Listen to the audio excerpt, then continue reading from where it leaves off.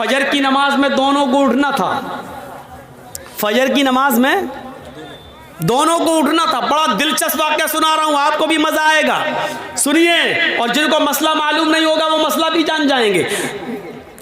दोनों को फजर की नमाज में उठना था और दोनों फजर की नमाज के वक्त उठे, लेकिन दोनों ही जुम्बी हो गए। जुम्बी समझते हैं? दोनों को ही गुस्ल की ज़रूरत पड़ गई। अब तो समझ गए ना, खुलकर कहने की ज़रूरत नहीं है। यानी दोनों इंसान हैं, आदमी सोता है, दोनों को ही नाइट फॉल हो गया। अब गुस्ल करना पड़ेगा तभी नमाज होगी, लेकिन पानी नहीं। अब क्या किया जाए? तो हज़रत अम्मार कहते हैं, उमर जी मुझे मसला मालूम है। कहा क्या? सुनिए, बहुत स्लो सुना रहा हूँ ताकि आपके दिमाग में बिल्कुल घुसा दूँ। कहा उमर मुझे मसला मालूम है, अल्लाह के नबी जुमे का खुतबा दे रहे थे तो आपने फरमाया जब पानी ना मिले तो पाक मिट्टी से तयम्मुम कर लो। हजरत उमर कहते चुप रहो, जिस मस्जिद में अल्लाह के नबी ने ये खुतबा दिया उसमें हम भी थे। आपने ये बात कही थी कि पानी ना मिले तो तयम्मुम कर लो, लेकिन वो वुजू के लिए कहा था, गुस्ल के लिए नहीं। हमको वुजू की जरूरत नहीं है, गुस्ल की जरूरत है।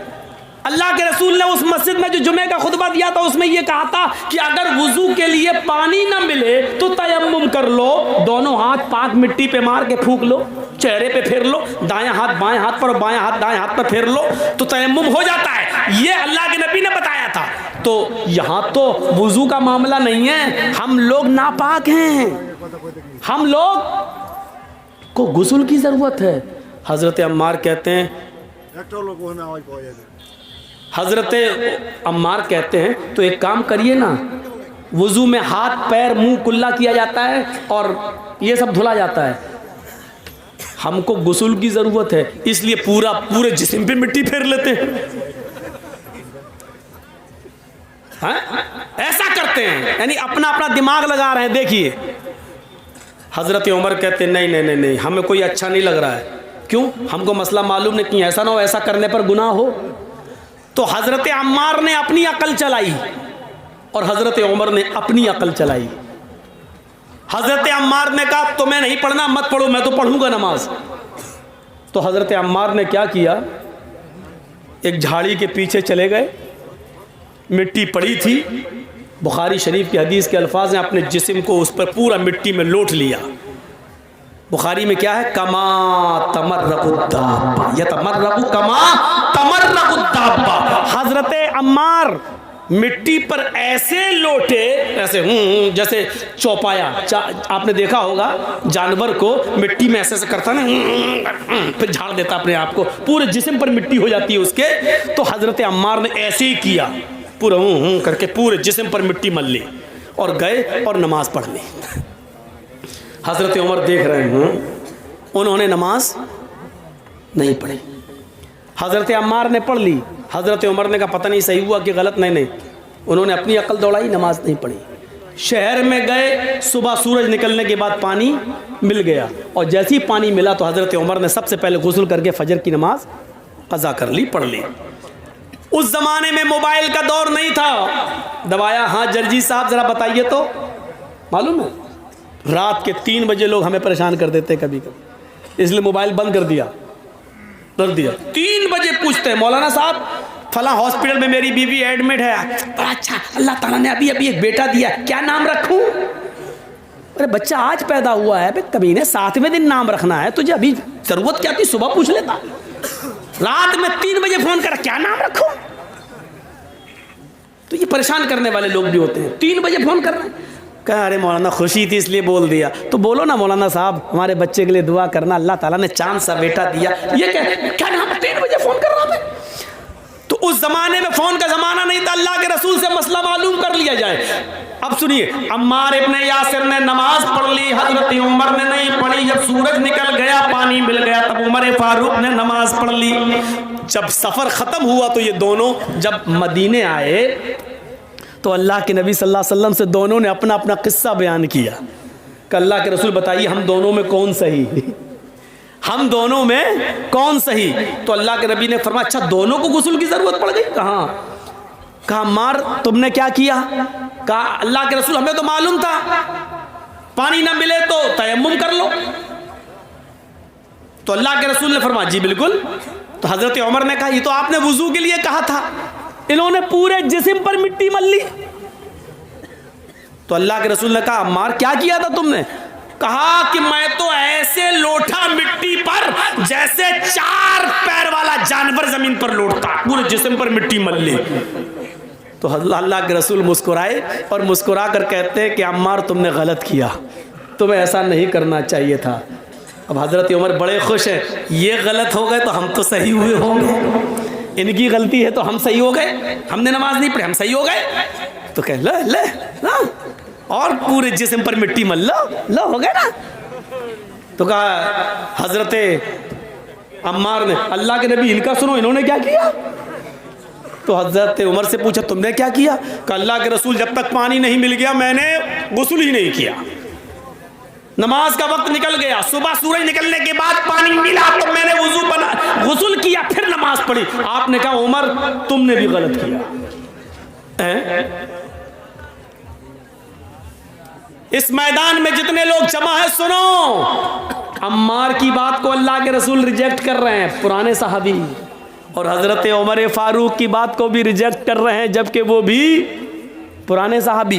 बल्कि उमर फारूक के बारे में तो कहा था लौ कान बादी नबीयुल्लाह काना उमर, अगर मेरे बाद कोई नबी होता तो कौन होते? उमर। इतना बड़ा मकाम, लेकिन अल्लाह के नबी ने क्या कहा? तुमने भी गलत किया।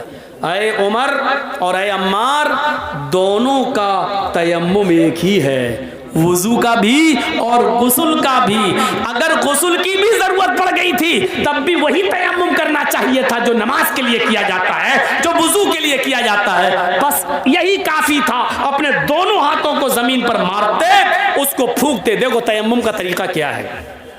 ये मान लीजिए मिट्टी है, ये मिट्टी होना जरूरी है। बहुत से लोग ये पक्की दीवारों पे ऐसे मार देते हैं, नहीं चलेगा। बहुत से लोग पुती हुई दीवारों पे मार देते हैं ऐसे, नहीं चलेगा। माफ कीजिएगा बड़ी मौजरत के साथ, नहीं चलेगा। मिट्टी होनी चाहिए और वो भी पाक।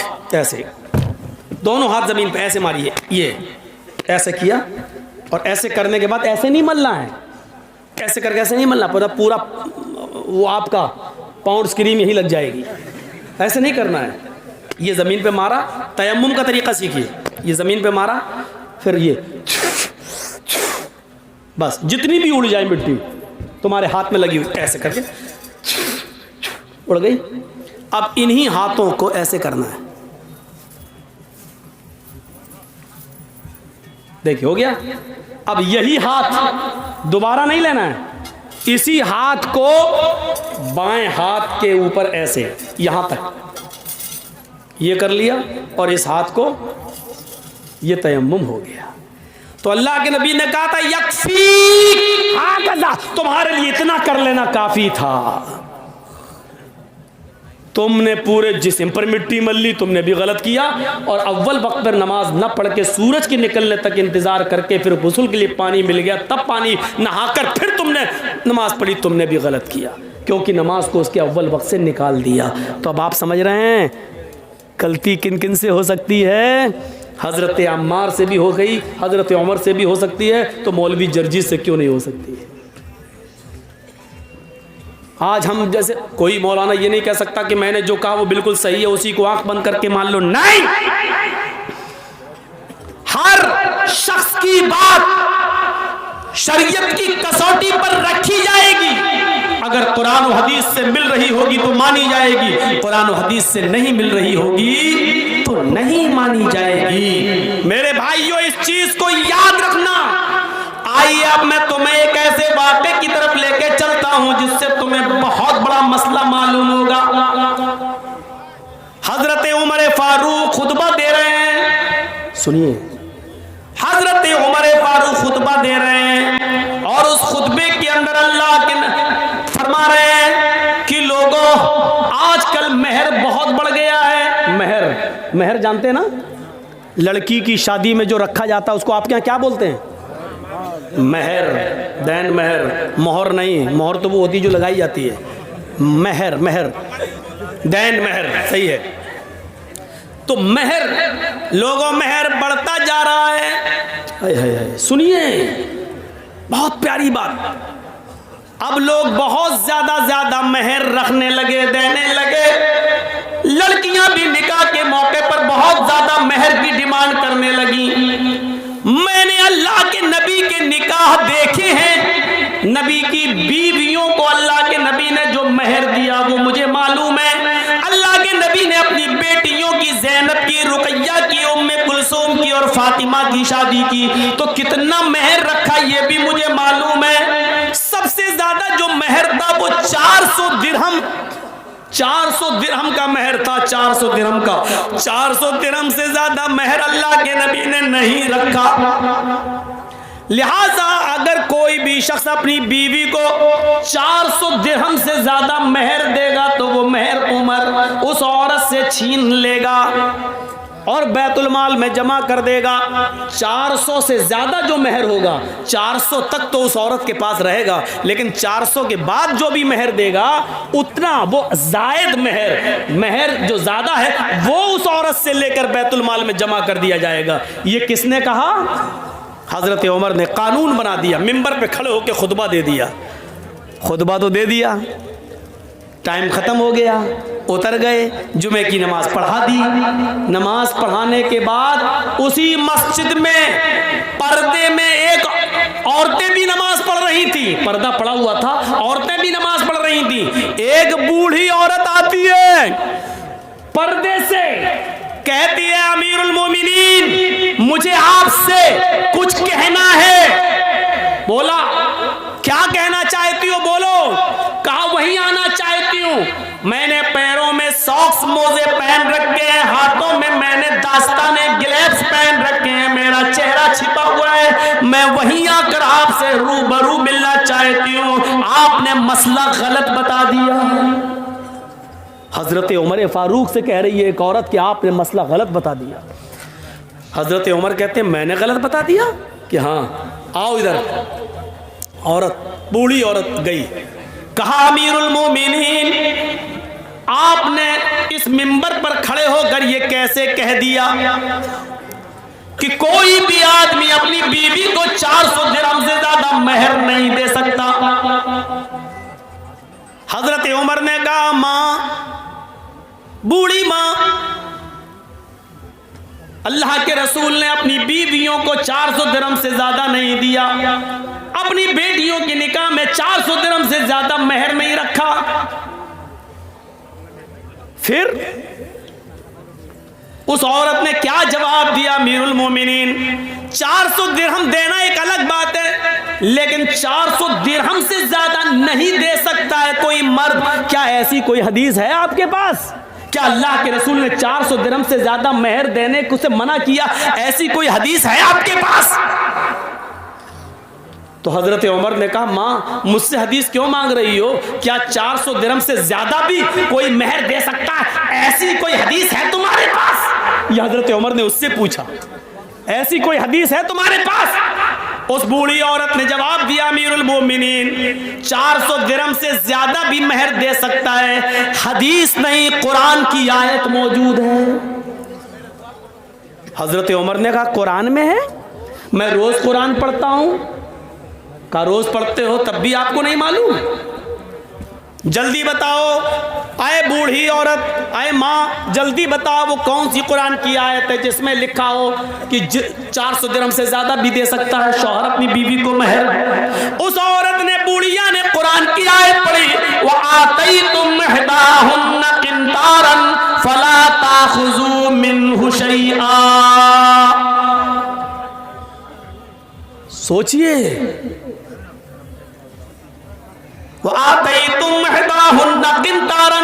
तुम में से कोई भी शख्स अपनी बीवी को ढेर सारा माल देना चाहे तो दे सकता है, जितना चाहे उतना दे सकता। किंतारा, खजाने के खजाने दे सकता है, महल दे सकता है, मकान उसको दे सकता है, प्रॉपर्टी दे सकता है, जमीन दे सकता है, जायदाद दे सकता है, महर में उसके नाम पूरा का पूरा फ्लैट बुक कर सकता है, उसके नाम कर सकता है। जो शौहर अपनी बीवी को मेहर में जो देना चाहे दे सकता है। फला ताखुजू मिन्हा शैया, फिर तुम उसमें से कुछ भी लेने का हक नहीं रखते। कोई भी उस औरत से छीन नहीं सकता, ये उस औरत का हक है, उससे कोई उसका हक नहीं छीन सकता है। शौहर भी दे तो फिर वो भी वापस नहीं ले सकता।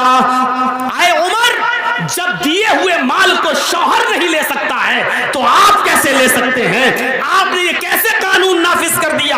कैसे कह दिया कि 400 दिरहम से ज्यादा अगर कोई अपनी बीवी को मेहर देगा तो वो मेहर छीन कर बैतुल माल में जमा कर दिया जाएगा? आप रॉन्ग हैं, आपने गलत कहा है। कुरान तो कहता है जितना चाहे उतना दे सकता है और उसमें से तुम कुछ भी लेने का हक नहीं रखते। हजरत उमर ने लोगों से पूछा, जो मस्जिद में बैठे हुए थे उन लोगों से पूछा, क्या ये आयत कुरान में मौजूद है जो बुढ़िया पढ़ रही है? ये औरत जो कुरान की आयत पढ़ रही है, क्या ये आयत कुरान में मौजूद है? लोगों ने जवाब दिया, हाँ ये आयत कुरान में मौजूद है। हजरत उमर अपनी गलती एक्सेप्ट करते हैं और फिर मिंबर पर दोबारा खड़े होते हैं और कहते हैं, अख्तार रजुलुन व असाबत इम्रातुन, अख्तार रजुलुन व असाबत इम्रातुन। मर्द ने गलती की और एक औरत ने दुरुस्त बात की, एक औरत ने सच्ची बात की है, लिहाजा उमर अपनी बात वापस ले रहा है। अब इस औरत की दी हुई कुरान की आयत को नाफिज करता है। लोगों, तुम जितना चाहो अपनी बीवी को मेहर दे दो, अब मैं किसी से मेहर की रकम नहीं छीनूंगा और बैतुल माल में जमा नहीं करूंगा। मेरे भाइयों, एक आदमी कोई गलत फैसला कर सकता है, लेकिन दलील आ जाने के बाद, कुरान की आयत आ जाने के बाद उसको मानना ही पड़ता है। जो आदमी गलत ही पर लगाई, मैंने जो कहा वही सही है, सही बात आ जाने के बाद भी गलती पर लटका रहे, नहीं मैंने जो कहा वही सही है, तो ये चीज गलत होती है। हजरत उमर फारूक ने कहा, अख्तर रजुलुन, मैंने गलती की है, मर्द से खता हो गई, औरत ने सच्ची बात कही है, और फिर अपनी बात को वापस ले लिया। यही है सलफ, यही है मेरे भाइयों। इस्लाम की सही बात आ जाने के बाद